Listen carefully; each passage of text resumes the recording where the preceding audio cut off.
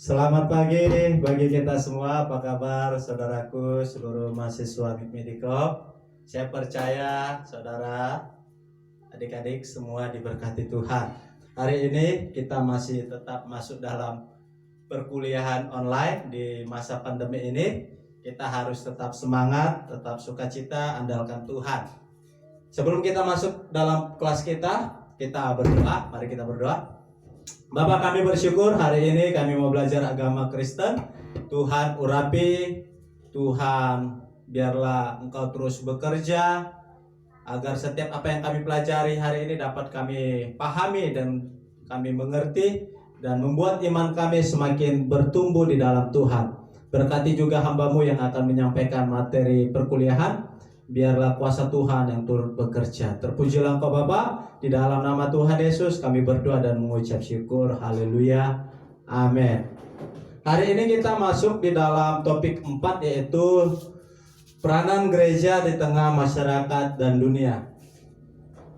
Kita masuk topik 4, peranan gereja di tengah masyarakat dan dunia, dengan subtopik yang pertama adalah identitas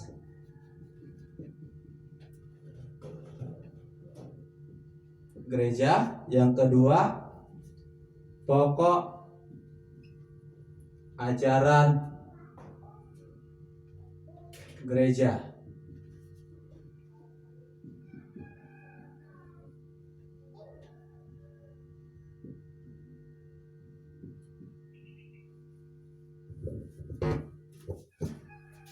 Kemarin kita sudah belajar tentang arti gereja. Kita sudah belajar bahwa gereja itu adalah manusianya. Gereja itu berasal dari kata Yunani yaitu ekklesia, yang berasal dari kata ex dan klesia atau kleo. Ex itu keluar, klesia itu memanggil atau dipanggil. Artinya adalah orang-orang yang dipanggil keluar dari dunia kegelapan masuk dalam terang Kristus. Itu adalah arti gereja. Jadi gereja itu adalah orangnya. Lalu hari ini kita masuk tentang peranan gereja di tengah masyarakat dan dunia. Kalau kita berbicara tentang sebuah peranan, maka kita berbicara tentang sebuah fungsi atau tujuan. Ya kan? Kalau kita membuat sebuah film tentang sebuah tokoh, orang yang memperankan, misalnya kita membuat film tentang Jokowi misalnya sebagai presiden kita, maka kalau saya artisnya, saya harus tahu identitas Joko itu bagaimana. Bagaimana karakternya, bagaimana gaya dia bicara, ya kan? Pendidikannya, bahkan semuanya. Itu harus saya pelajari. Jadi demikian juga tentang gereja, peranan gereja di tengah masyarakat. Yang pertama kita harus tahu identitas gereja. Berbicara tentang identitas, itu berbicara tentang jati diri atau berbicara tentang identitas gereja, atau berbicara identitas itu berbicara tentang pengenalan siapa dia, ya kan? Jadi sebagai kita warga negara, identitas kita, bukti kita sebagai warga negara Indonesia, yang pertama identitasnya adalah punya KTP, punya KK. Identitas saudara sebagai mahasiswa itu adalah saudara punya KTM, kartu tanda mahasiswa, KTM-nya, ya kan? Itu adalah identitas saudara sebagai sebagai mahasiswa di kampus kita, Amik Medikom. Jadi identitas gereja apa sih? Yang pertama, identitas gereja adalah gereja sebagai terang dan garam. Gereja sebagai terang dan garam. Ini adalah identitas kita yang pertama, bahwa kita adalah terang, bahwa kita adalah garam. Kita sudah belajar bahwa gereja itu adalah orangnya yang dipanggil keluar dari dunia kegelapan, yang dimana kegelapan itu berbicara tentang perbuatan-perbuatan manusia yang sudah tidak berkenan di hadapan Tuhan, atau manusia sudah jatuh dalam dosa. Lalu gereja, ya kan, kita yang pertama identitasnya kita sebagai terang dan garam.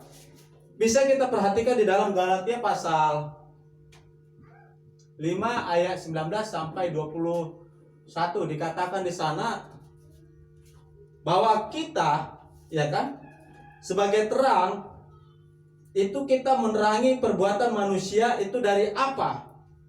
Mari kita buka Alkitab kita, Galatia pasal 5 ayat 19.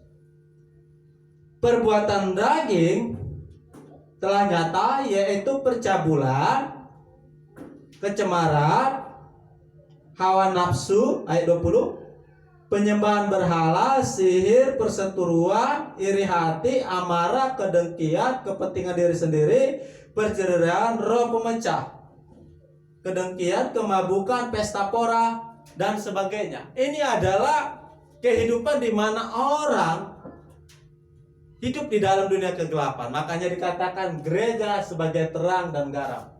Gereja sebagai terang artinya ketika saudara di tengah masyarakat, atau ketika teman-teman di tengah-tengah tempat teman-teman bekerja, ya kan, mereka penuh hidupnya pesta pora, mabuk, perjudian. Lalu ketika teman-teman saudara ada di tempat di mana teman-teman berkomunitas atau bekerja, saudara bisa menjadi terang. Artinya apa? Oh, ini kok beda ya, dia nggak mau minum alkohol, kok dia perkataannya baik, kok dia berbicara lembut. Itulah yang dimaksud, kita harus menjadi terang.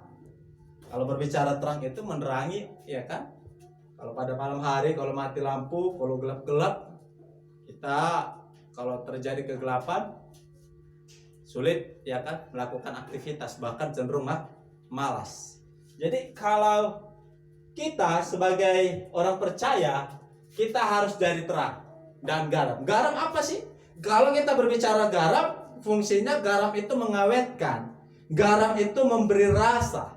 Maka sebagai orang percaya, sebagai warga gereja, saudara juga harus membuat rasa. Rasa apa? Ada namanya rasa kedamaian. Kalau saudara duduk, teman-teman duduk di tempat dimanapun berada, ketika teman-teman duduk di tempat tersebut, wah, kok beda ya? Kok beda dia ya? Ketika saya dekat sama dia, rasanya damai, rasanya tenang, rasanya waduh, sejuk. Ada apa ya? Itulah yang membuktikan bahwa saudara sudah menjadi terang dan garam. Kalau ada orang-orang yang berbicara seperti itu, ya kan? Jadi mulai hari ini, mari kita harus sebagai terang dan garam, ya kan? Tadi jelas di dalam Galatia, di mana kehidupan manusia penuh dengan perbuatan daging, percabulan, kecemaran, hawa nafsu, penyembahan berhala, sihir, iri hati, ya kan? Teman-teman saudara penuh dengan iri hati, tetapi saudara orang yang rendah hati. Itulah yang dikatakan jadi terang dan garam. Yang kedua identitas kita sebagai gereja. Yang kedua adalah gereja sebagai teladan.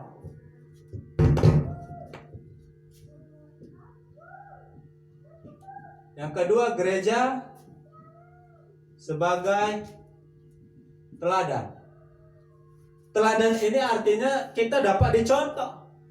Paulus ingatkan kepada anak didiknya, yaitu Timotius, dalam 1 Timotius pasal 4. 1 Timotius pasal 4 ayat 12. Paulus katakan begini kepada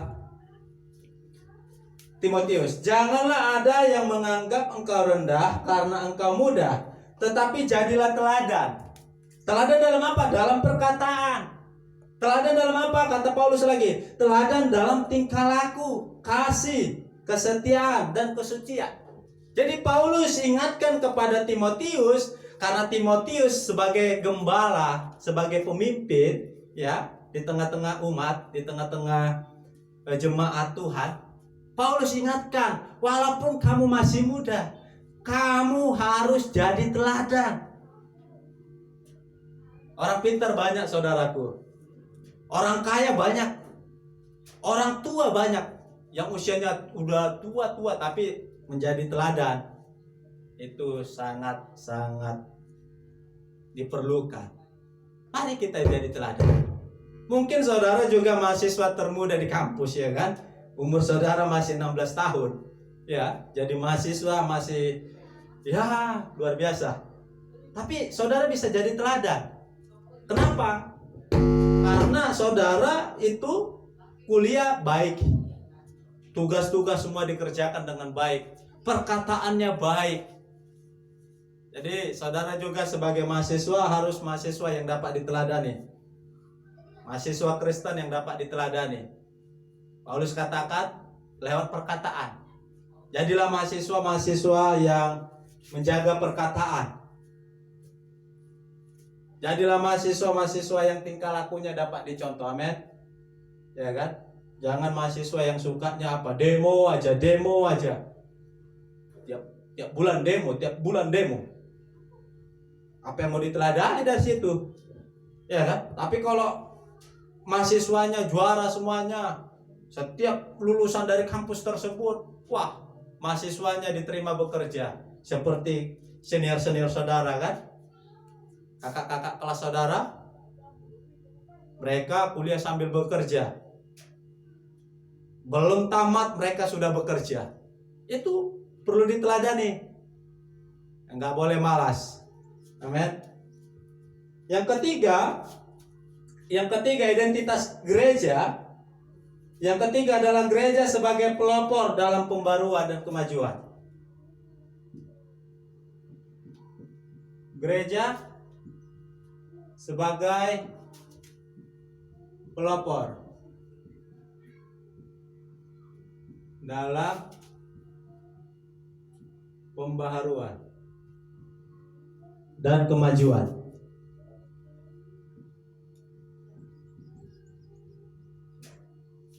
Artinya adalah gereja harus menjadi orang yang pertama membawa kemajuan, perubahan.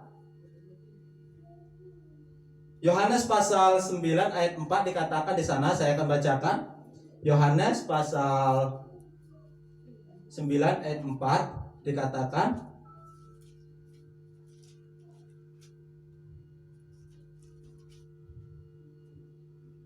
kita harus mengerjakan pekerjaan Dia yang mengutus aku. Selama masih siang akan datang malam, di mana tidak ada seorang pun yang dapat bekerja. Jadi gereja adalah orang yang pertama sekali yang harus membawa perubahan-perubahan.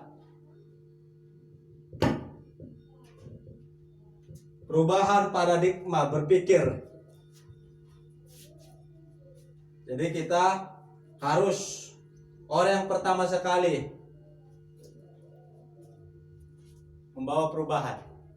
Kalau kita perhatikan saudaraku, Yesus adalah orang pertama sekali yang membawa perubahan di dunia ini. Apa buktinya, Pak? Buktinya sebelum Yesus ada, itu hukum yang berlaku adalah mata ganti mata, hidung ganti hidung, telinga ganti telinga. Tetapi ketika Yesus ada di dunia, Yesus katakan apa? Perubahan apa yang Yesus lakukan? Yesus katakan, kasihilah musuhmu. Ditampar pipi kanan, kasih pipi kiri. Perubahan apa yang Yesus lakukan? Perubahan yang Yesus lakukan adalah perubahan paradigma, pola pikir. Yesus adalah tokoh perubahan yang begitu luar biasa, yang pertama di dunia. Dia lakukan perubahan pola pikir, paradigma. Sebelum Yesus ada itu, mata ganti mata, nyawa ganti nyawa. Ya kan, kalau saudara buat mata saya hilang sebelah kanan, maka saudara juga matanya harus hilang sebelah kanan. Tetapi ketika Yesus ada, Yesus katakan apa, saudara? Ditampar pipi kanan, kasih pipi kiri, ya kan? Atau dikatakan Yesus, kasihilah musuhmu. Itu perubahan yang Yesus bawa, salah satunya perubahan paradigma yang luar biasa. Dan ketika kita melakukan perubahan, memang tidak semua orang respon dengan baik. Ketika Yesus bawa perubahan, apa yang Yesus alami? Yesus dibenci. Yesus apa lagi? Dimusuhi. Bahkan Yesus dibunuh, disalibkan. Tetapi kita sebagai warga gereja memang harus membawa perubahan. Amin.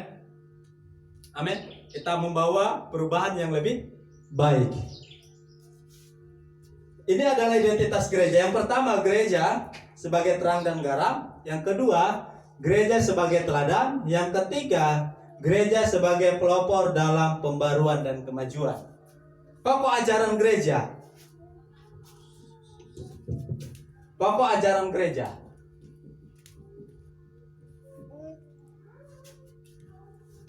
Pokok ajaran gereja yang pertama adalah berbicara tentang kasih.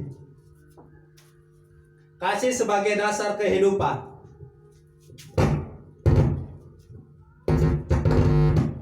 Pertama,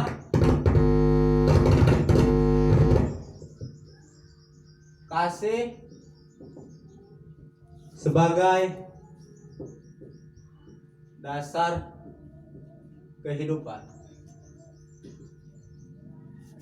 Yohanes pasal 3 ayat 16.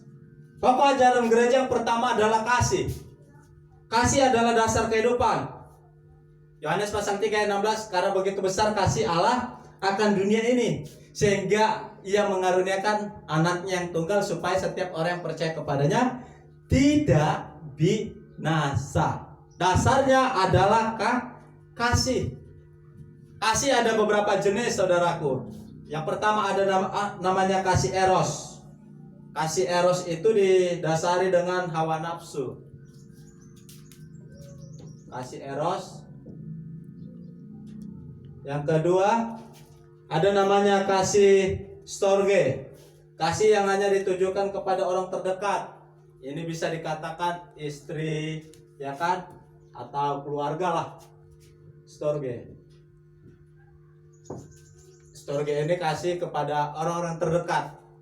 Bisa kepada abangnya, kepada adiknya. Yang ketiga, kasih filia. Ini kasih kepada sesama manusia. Ya, dimana artinya adalah kita tidak saling kenal, tetapi oleh karena engkau orang yang percaya atau engkau satu marga dengan saya, itulah kasih filia.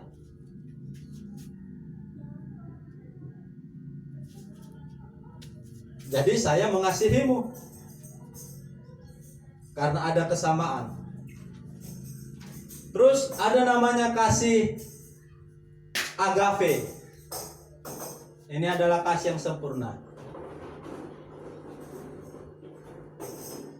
Ini hanya dimiliki oleh Tuhan Yesus.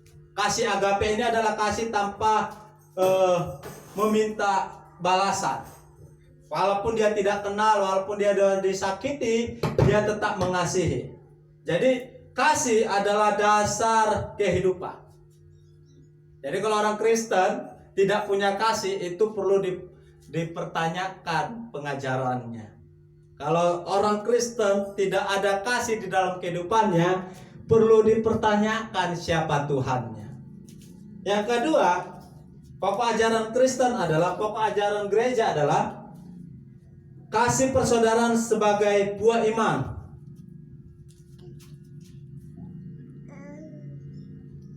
Kasih persaudaraan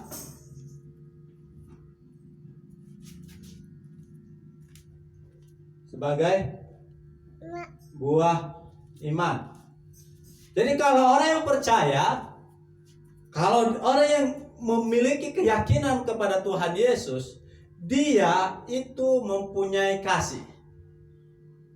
Walaupun itu bukan saudaranya, walaupun itu bukan keluarganya, tetapi oleh karena memiliki iman, kepercayaan kepada Tuhan Yesus, maka dia punya kasih. Matius pasal 5 ayat 44 dikatakan di sana.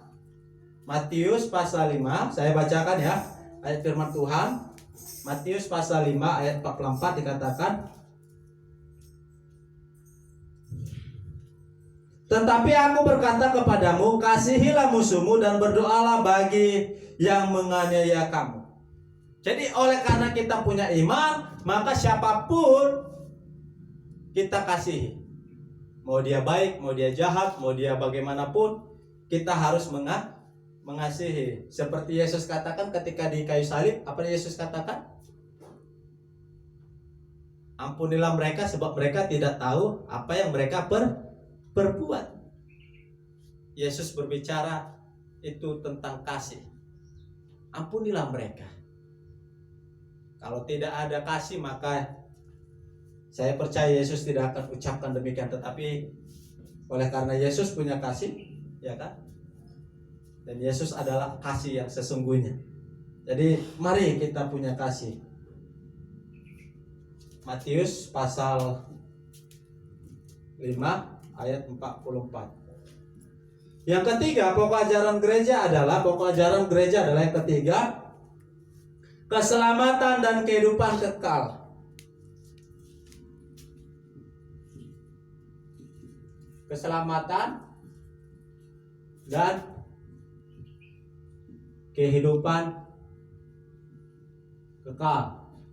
Ajaran gereja itu berbicara tentang keselamatan, bahwa ketika kita percaya kepada Yesus, kita akan masuk surga, kita akan memperoleh hidup yang kekal. Yohanes pasal 3 ayat 16 tadi. Karena begitu besar kasih Allah akan dunia ini, sehingga Ia mengaruniakan anaknya yang tunggal, supaya, garis bawahi, supaya setiap orang yang percaya, ya kan, memiliki iman, supaya setiap orang yang percaya kepadanya tidak binasa, artinya selamat, tidak binasa, dan memperoleh hidup yang kekal.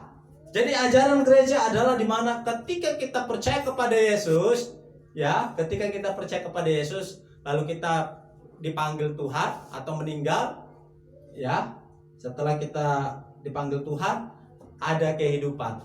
Makanya kalau orang percaya itu, saudaraku, orang percaya mati 1 kali, hidup 2 kali. Itu bagi orang yang percaya. Kalau tidak percaya, mati 2 kali, hidup 1 kali. Apa sih Pak maksudnya? Maksudnya adalah kalau orang percaya, mati 1 kali, hidup 2 kali. Hari ini saya hidup 1, besok saya dipanggil Tuhan misalnya, mati saya kan 1. Lalu karena saya percaya, saya masuk surga, memperoleh hidup kekal, maka saya hidup yang kedua kali. Itulah bagi orang yang percaya. Kalau dia nggak percaya atau tidak beriman kepada Tuhan Yesus, dia hidup 1 kali, mati 2 kali. Hidup hari ini, besok dipanggil Tuhan, ya kan? Atau dia mengakhiri hidupnya, mati. Lalu ketika masuk dalam penghakiman, dia dihukum karena tidak percaya kepada Yesus, masuk kematian kekal atau masuk neraka. Jadi pokok ajaran gereja yang ketiga, yang terakhir adalah keselamatan dan kehidupan kekal. Keselamatan itu bukan hasil kerja keras kita, tetapi keselamatan itu merupakan anugerah yang Tuhan berikan. Amin. Keselamatan itu bukan karena kita beli, ya kan, karena engkau berbuat baik, bukan. Tetapi memang oleh karena Yesus datang ke dunia ini. Tetapi ingat, orang yang diselamatkan oleh Tuhan, orang yang menerima anugerah Tuhan, mereka melakukan perbuatan baik. Itu adalah keselamatan yang kita terima, merupakan anugerah. Jadi saudaraku yang terkasih di dalam nama Tuhan Yesus, mahasiswa yang diberkati Tuhan, gereja sebagai pelopor dalam pembaruan, orang Kristen harus bisa menjadi pembaruan ke arah yang positif. Orang yang melakukan reformasi atau pembaruan banyak mendapatkan tantangan, antara lain sudah saya jelaskan tadi, dibenci, dimusuhi, bahkan dibunuh. Jadi saudaraku, inilah peranan gereja di tengah masyarakat dan dunia. Yang pertama, identitas kita sebagai gereja adalah gereja sebagai terang dan garam. Yang kedua, gereja sebagai teladan. Yang ketiga, gereja sebagai pelopor dalam pembaruan. Lalu pokok ajaran gereja adalah di mana kita orang percaya kasih sebagai dasar kehidupan. Yang kedua, kasih persaudaraan sebagai buah iman. Yang ketiga, pokok ajarannya adalah keselamatan dan kehidupan kekal. Sampai di sini pertemuan kita, kiranya Tuhan memberkati, Tuhan mengurapi kita semuanya. Saya hapus.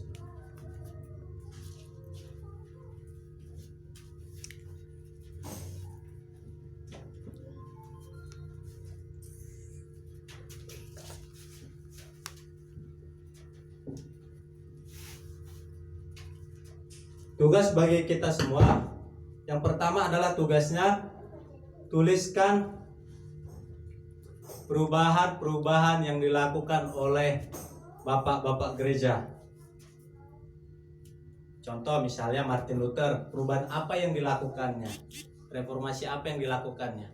Itu adalah tugas bagi kita semuanya, dan saya harapkan dikirim, baik itu bisa WA maupun di GJ. Kiranya Tuhan memberkati. Kita akhiri pertemuan kita, mari kita berdoa.